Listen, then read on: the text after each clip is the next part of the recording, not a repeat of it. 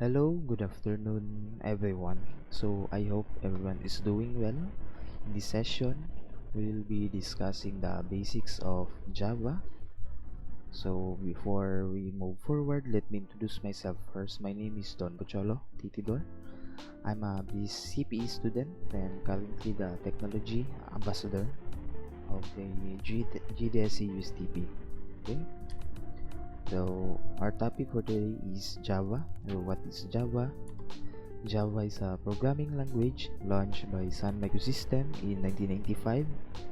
It is an object-oriented programming language, meaning to say, object-oriented programming is an programming paradigm that relies on classes and objects. Java also is fast, secure, and reliable. So Java is an interpreter language. So in Java, we have also several types of application. We have the standalone application, so it usually runs to the Java virtual machine. Then also we have servlet. These applications run on a web server. We also have applet. Applet runs in web browser. It is downloaded through the network. So if we are working in Java, so we will be encountering these terms: JVM, JRE, JDK. So we will be discussing this. So JVM is a Java virtual machine. So Java virtual machine provides runtime environment for executing our bytecode. It is virtually present in our software or hardware. Then since it is a runtime environment, it provides, so it loads, verify, and execute our code. Then we also have JRE, or Java Runtime Environment. So for simpler explanation, JRE is a combination of JVM and library set. So if you can minimum required code the JRE in order for us to run an Java application or program our devices. Then lastly, JDK. So also for simpler explanation, it is a combination of JRE and development tools. So since JRE is required in order for us to run Java application, so JDK also has development tools, which is essential in order for us to build Java applications. Now, inside our development tools is the executor, compiler, and etc. So this is the illustration of how the Java runs, so the runtime environment. So from the source code, it is compiled, then it automatically generates Java bytecode. Then this Java bytecode will be used to interpret or to communicate with our computers, because computers gagamit lang sa laog machine language, which is consists only of zeros and one. Then this bytecode will be interpreted using our Java virtual machine in order for our para masabtan sa atuang computer ang atuang programs. This is also the execution of Java from our source code or our .java class. So muna itong code, then it compile, then it generates bytecode, then execute. That is the program execution of Java. Okay, now hello world in Java. We'll be discussing the structure of the Java program. So this is the structure. Public class hello world. Hello world is the name of our Java file. Then inside our class is we have method. In this case, we have method public static void main. So main, what is main? So meaning it's our main method. So we put main here as our identifier in order for our program to identify that this is our main method. Also inside our main method is we have statements. So here we have system.out.print hello world. So meaning to say we will be printing this hello world, no? So to illustrate that, we have here the hello world. So as you can see, we have public class hello world. Then this is our method, the main method. Then this is our statement. Right here, good afternoon. It says good afternoon, meaning to say it will print out good afternoon. Then if we run this, you can see in our console we have good afternoon. We can also change that into GDSC. Then if we will be saving this, then you can see GDSC here. Okay, so going back, in programming we have these variables. So variables is used to temporary storage or temporarily store data in our computer's memory. So in Java, if we are declaring a variable, we'll be specifying first the data type, no? We will be specify if unsa nga data type ang ma-hold ana na value, whether integer, float, or string, no? So also we have also three types of variable in Java. So we have local variable. So local variable is declared inside a method only. So because it is stored inside a method, so it is exclusively only or can be used exclusively inside that method. We also have instance variable, where it is declared inside a class, not inside a method. So because it is declared inside a class, so it can be used by our methods. Okay, then lastly we have static variables. So a variable that is declared as static called static variable, and it cannot be local.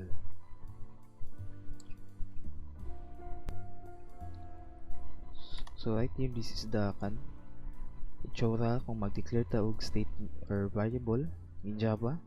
So since Java is kailangan i-specify na to first ang data type, so we have here int ab.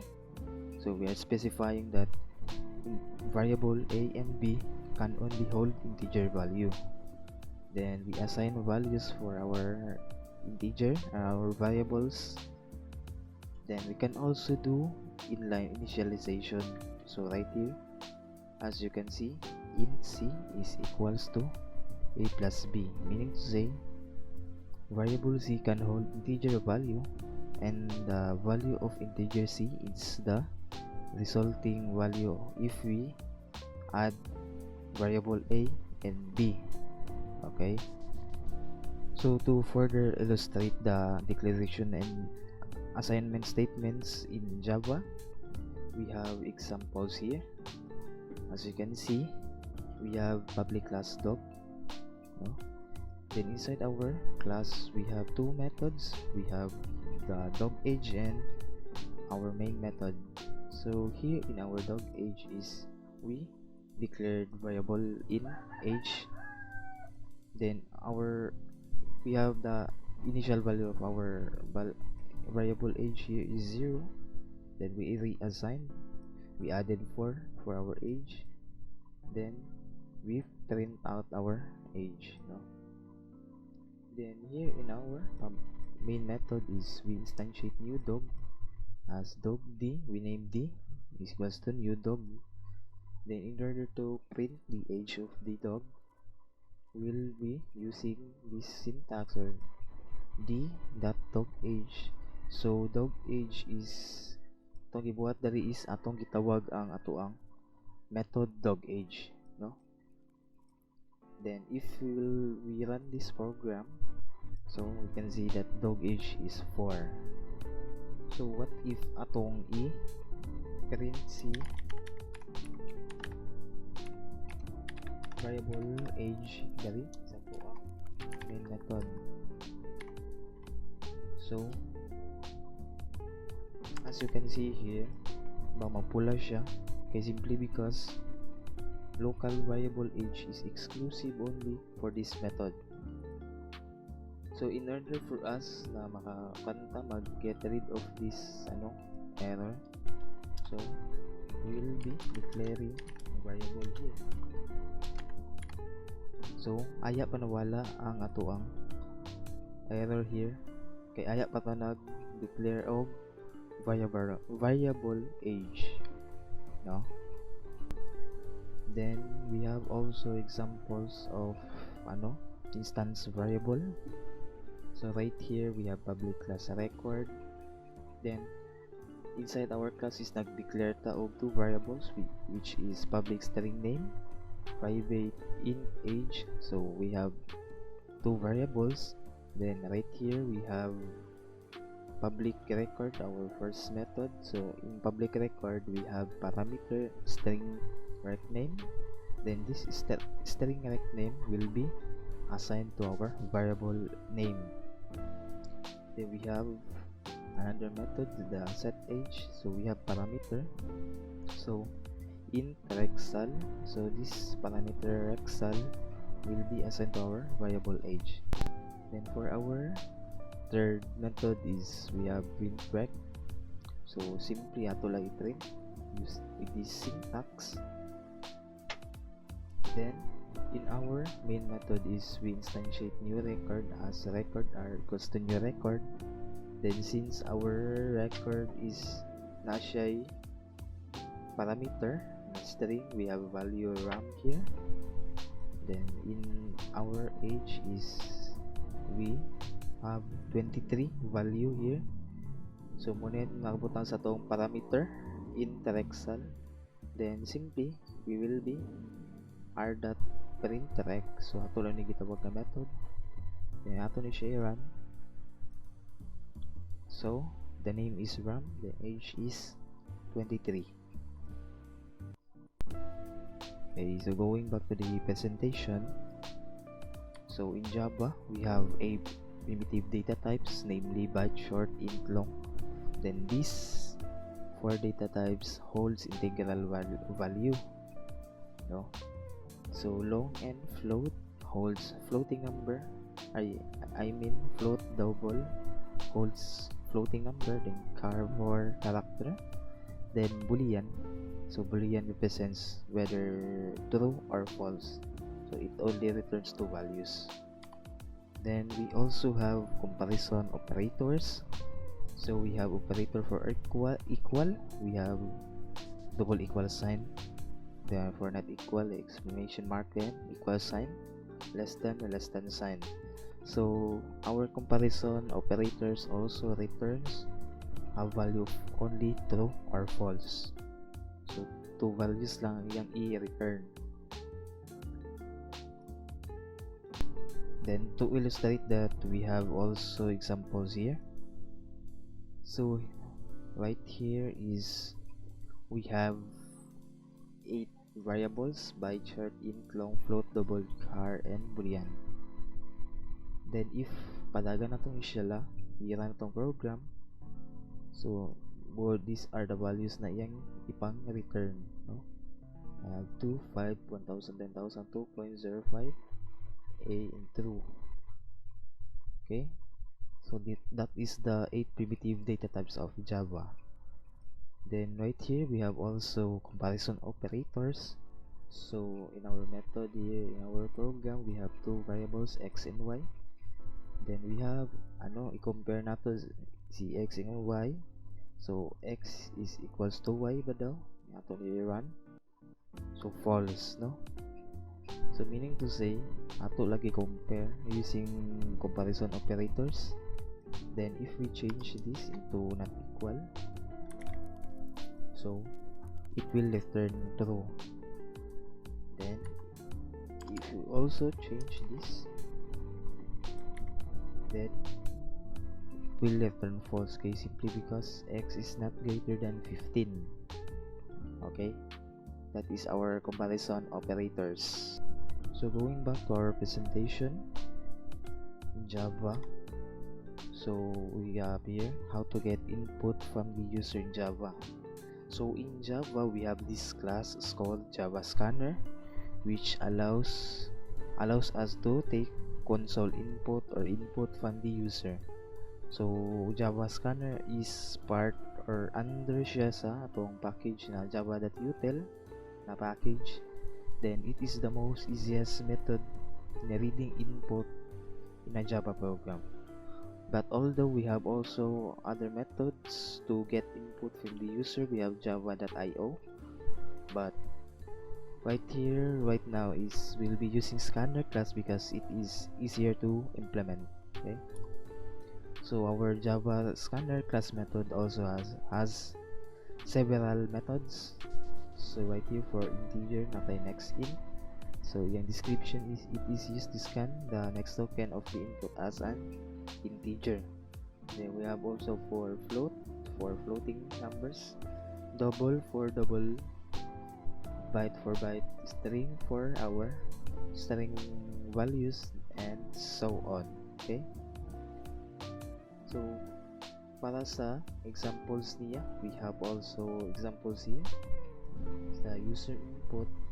So Java, we have before ta magamit ng scanner classes, we have to import it first from the Java util, the package.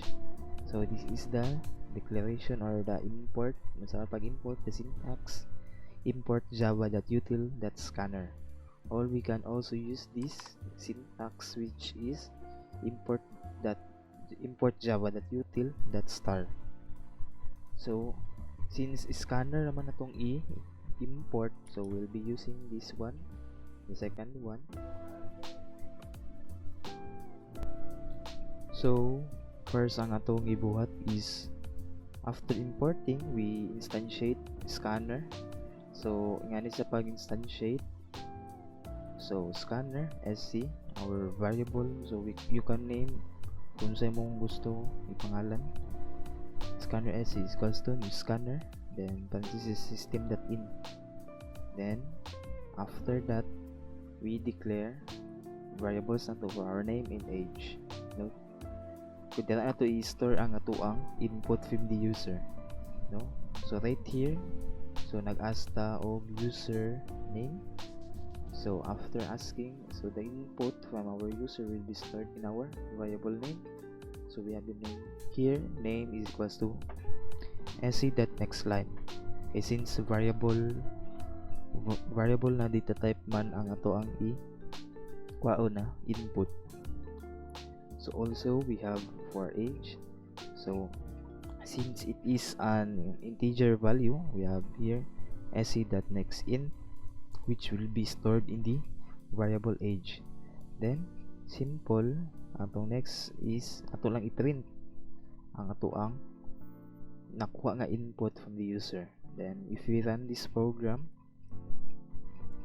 so let's name it Devi is 10 years old. Then it will print out. So nga na pagkuha og user input in Java. Okay, in Java we also have conditional statements. So the Java if statement is used to test condition. It checks Boolean condition true or false ba. Then also there are several types of statement in Java. So right here, this is the flow of the if statement. So from the start, check yung condition, then if masatisfy na yung condition, then it will execute this condition or the if code.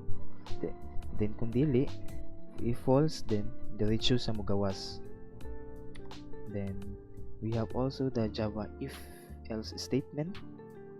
So right here, i-test natong condition, if masatisfy iyang i-execute ang if code. Then if false, else, sa else code iyang i-execute, no? Then we also have the if else if ladder. So kung ganina si if is consist of the of one condition, then si if else is two condition. So else if is siya combination of multiple conditions. no? So right here we have conditions. So for first condition is if ma-satisfy niya, then statement. So if dili mo jump na pod siya into another condition and so on until makasuka siya, ma-execute siya or ma-satisfy ni ang mga conditions nato sa tong if else if statement, no? Dayon next is we have also nested if. So nested if statement represents the if block with another if block. So meaning ani natay if statement which has also if statement inside niya, no? So ingani yang flow from condition, if ma-satisfy ni condition, then mo jump na bud siya into another if statement. Pero if dili, if false, so diretso siya gawas. Okay? So para sa illustration, we have also example for the conditional statement in Java. Here in our program, we have three integer variable. We have a, b, and c. We have also name. So also we get one required ta og input from the user. So right here, nag-require ta og name sa our user. Next is nag-require ta og value for a. Then next require ta og value for b. Then here we have conditions. We have for condition. We have for number 1 addition, number 2 for subtraction, number 3 for multiplication and division for 4. So dali nag-ask ta sa selection sa atong user. Okay, so here natay atong variable cell is siya dira gi-store ang atong selection sa atong user. Then dali we have the else if statement. So sa atong first condition, if ang selection sa user is na input niya is 1, then it will perform addition. Then else if is if ang selection niya is 2, then yang i-perform ang subtraction. Then 3 for multiplication, 4 for division. Then ang else dali is if wala sa selection ang na-input ni user, then simply ato lang i-print out na invalid input. Okay, so ato ni siya idaga na program. So name, we will naming it as Devi. So value we have 15, then 10. Then here we have the selection. So if ato pilion is 3 multiplication, then it will print the result, the resulting result sa ato ang a and b na values. So okay guys, thank you so much for giving your time. So here, this is my references, so you can directly go to these links. So there is mga links is na po mga tutorials dira. Then here is the download link para maka-download ta for our IDE. We have Net Eclipse and NetBeans. So mapili lang ka dira. Then mula ni remind lang ako sa inyo na don't memorize the syntax, understand the concept. Okay, may tabo magudani if atong i-memorize lang si syntax, so pila lang ka adlaw mulabay malimtan na nato. Unlike ang concept is kung sabdan nato ang concept, so nato, so bisan dili nato memorize ang syntax pero makabalo ta saon mag-execute, no? So mabuhat nato ato ang gustong buhaton. So okay, thank you so much. That's it for me. Good afternoon once again. Thank you.